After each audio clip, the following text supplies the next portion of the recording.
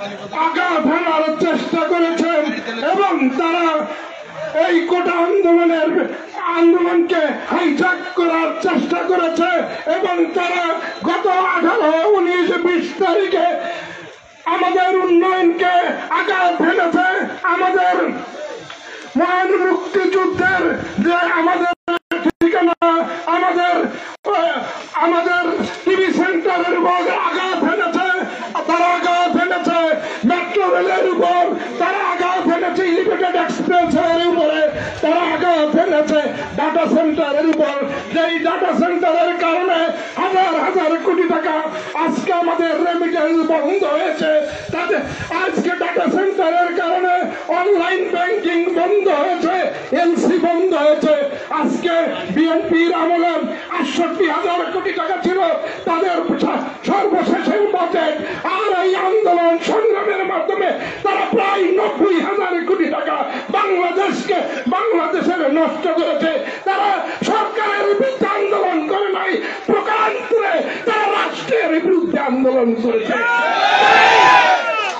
তাই মহান মুক্তিযুদ্ধে আমার 30 লাখ শহীদ রক্ত দিয়েছে, 2 লক্ষ মা-বোন ইজ্জত দিয়েছে, তাদের বিরুদ্ধেই তারা আন্দোলন করেছে, তারা রাষ্ট্রের বিরুদ্ধে আন্দোলন করেছে।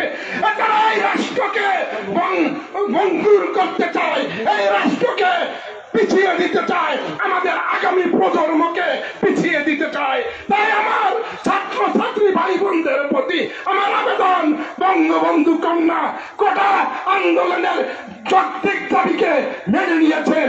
বঙ্গবন্ধু কন্যা এই আন্দোলন সংগ্রামের মাধ্যমে ছাত্র রাজনীতি করেই আজকে জাতীয় রাজনীতিতে দেশের রাষ্ট্রপ্রধান হয়েছেন এবং তিনি জানেন কার কি সমস্যা, সেই সমস্যাকে তিনি অ্যাড্রেস করেন এবং অ্যাড্রেস করেন বলেই তিনি এই কোটাকে মেনে নিয়েছেন।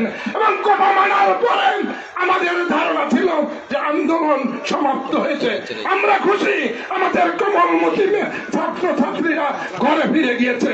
আজকে সারা দেশে প্রমাণিত হয়েছে তারা আবার পিছন দিকে আন্দোলন করে, অর্থাৎ জামাত, বিএনপি, জঙ্গি গোষ্ঠী, শিবির এই আন্দোলনের মাধ্যমে তথাকথিত আন্দোলনের মাধ্যমে দেশকে পিছিয়ে দিতে চায়। তাই আমাদের সারা দেশের আওয়ামী লীগ সহযোগী সংগঠন সহ দেশপ্রেমিক ভাই বোন, ছাত্র ছাত্রী সকলেই মিলে আমাদের এই দেশকে বাঁচাতে হবে। আর এই দেশকে বাঁচাতে হলে এই জঙ্গি শিবির আস্তানা ভেঙে দিতে হবে, তাদের সমূলে তাদের এই আন্দোলন থেকে উৎখাত করতে হবে। আমাদের এই প্রাণপ্রিয়, আমাদের এই দেশ মাতৃকার এই দেশকে বাঁচাতে হবে। আর এই দেশকে যদি আমরা বাঁচাতে পারি, আমাদের আগামী প্রজন্ম 2041 সালে উন্নত সমৃদ্ধ বাংলাদেশে পরিণত হওয়ার যাত্রী হবে। এবং আজকে তাদের বয়স 15 থেকে 20 বছর, তারাই আগামী দিনে বাংলাদেশের নেতৃত্ব দেবে। তাই আজকে তাদেরকেই দেখতে হবে আমরা কি পিছিয়ে যাব নাকি আমরা সামনে এগিয়ে যাব। নিশ্চয়ই আমরা সামনে এগিয়ে যাব, আমরা দেশকে এগিয়ে নিয়ে যাব। তাই আমি আমার কোমলমতি ছাত্র ছাত্রী ভাইদের প্রতি উদাত্ত আহ্বান, যারা আমাদের 80,000 কোটি টাকা নষ্ট করেছে তাদের বিরুদ্ধে ঐক্যবদ্ধভাবে প্রতিহত করতে হবে, যাতে আমার এই দেশকে নিয়ে যারা খেলাধুলা করতেছে তাদের বিরুদ্ধে আমাদের দাঁড়াতে হবে, আমাদের উন্নয়নের পথে এগিয়ে যেতে হবে, আমাদের ছাত্র ছাত্রী কোমলমতি ভাইদের পাশে দাঁড়াতে হবে। আগামী দিনে যারা উন্নত সমৃদ্ধ বাংলাদেশ পায়, তাই আমরা সেই বঙ্গবন্ধু কন্যা সেইটা বিশ্বাস করে বলেই তিনি এগিয়ে যাচ্ছেন।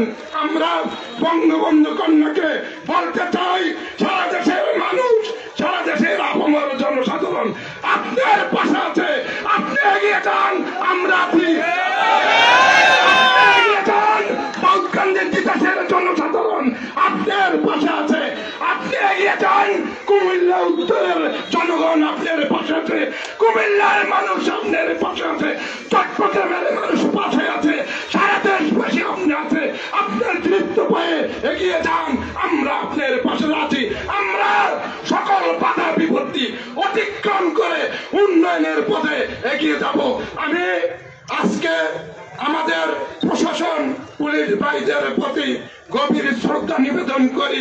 তারা এই পুলিশ ভাইদেরকেও ছাড়ে নাই, তাদেরকে কাছে লটকিয়ে রেখে প্রমাণ করতে চেয়েছে, পুলিশ ভাইদের মনোবল ভাঙতে চেয়েছে। তারা জানে না এই পুলিশ বাহিনী মুক্তিযুদ্ধ থেকে গড়ে উঠেছে, তারা পরাভব মানে না, তারা এগিয়ে চলতে জানে।